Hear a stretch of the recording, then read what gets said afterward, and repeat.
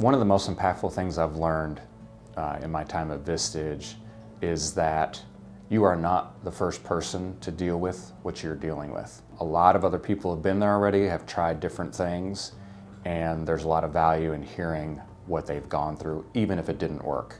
And maybe especially if it didn't work, because they learned a lot from that failure, or what they tried might be something that would work really well for you. So I think just knowing you're not the first person to ever do this, and there's a lot of good help out there that's gone through it before. Well, it has really brought into light to me. We talk a lot about a culture of communications. In day-to-day business, it's more managing a project, solving the problems of the day. When I come to Vistage, it kind of gives us a chance to talk about culture, communication, what other businesses are doing, and that really gives me the opportunity to come back and share that info with our company, and I kind of think makes us a more well-rounded company. There's a couple of things, how to improve our culture, how to retain employees, what employees we want to go find, the commentary from all of the speakers, which is usually amazing.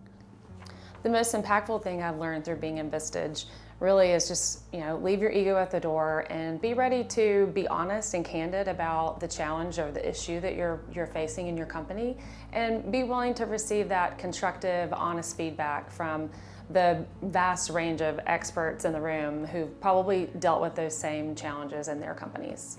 It's real easy to get sucked into business, and you become very reactive, transactional, just operational. And in my role as president, I need to have a higher level view of what we're doing. I need to be looking out 5 years, need to be looking at strategy. I need to be figuring out our culture as opposed to the fire of the day. And so Vistage regularly helps me pull out of the trees so I can see the forest.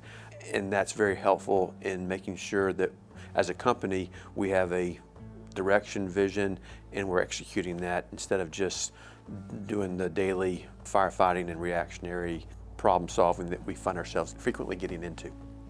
One of the things I really enjoy about being in Vistage, and this group in particular with Dan, is the difference of for backgrounds for people that are in the group, and everyone does have a different perspective on things. And there are times when I may not ask someone from a different background what they would think about something, but their perspective really provides a lot of insight for me personally and professionally. I look forward every month to being able to kind of get out of my normal routine, and I think the content generally is thought-provoking in a way that allows me to consider things for our company or for our people that may not be on my radar. And I think there's a lot of tunnel vision daily in what we tend to do. And the great thing about Vistage is at least once a month, I'm gonna get outside that tunnel vision and get exposed to some things that I was not thinking about the day before. Leadership, it's strategy, it's personal well-being, making sure how are you investing your time, and just being very conscious and strategic about how you invest your time and your energy, both personally and at work. And the second thing I really enjoy about Vistage is kind of the issue processing, is the way Dan sets it up. So being a leader in business is a very lonely place. You don't have a lot of confidants to confide into or peers to ask advice from. So personally, I get a lot of that aspect of it. You can bounce ideas off of impartial observers that don't have a dog in the fight at your company. Getting through that sometimes is the toughest part of it. So a lot of the questions that come out of it, and it's never a negative challenging, it's very positive and encouraging, because we all realize we all have blind spots, so getting other people to help point those out is only going to help. Yes, we hear a speaker in the morning, but then in the afternoons when we sit together and we actually help each other solve problems. And it might not be your problem, but it might be something that you have commonality with.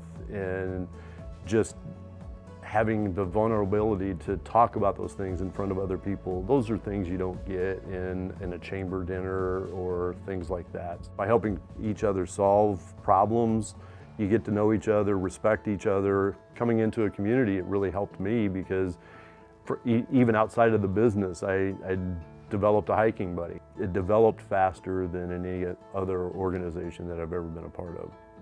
When you're in the mix, you're worried about filling seats with the right people. And a lot of times you're not thinking about the long term as much as you maybe should be, and getting some perspective from the speakers that come. I mean, so many of them are talking about, the long-term health of a company and what you're doing to ensure that the culture is healthy and the culture works for the new upcoming generations in the workforce. Like, I'm old enough now where the people I'm hiring are not my people anymore. Like it's a whole different generation, and they've got a whole different set of needs, and it's a good thing to be reminded of that and to kind of have some mental tools to work with that.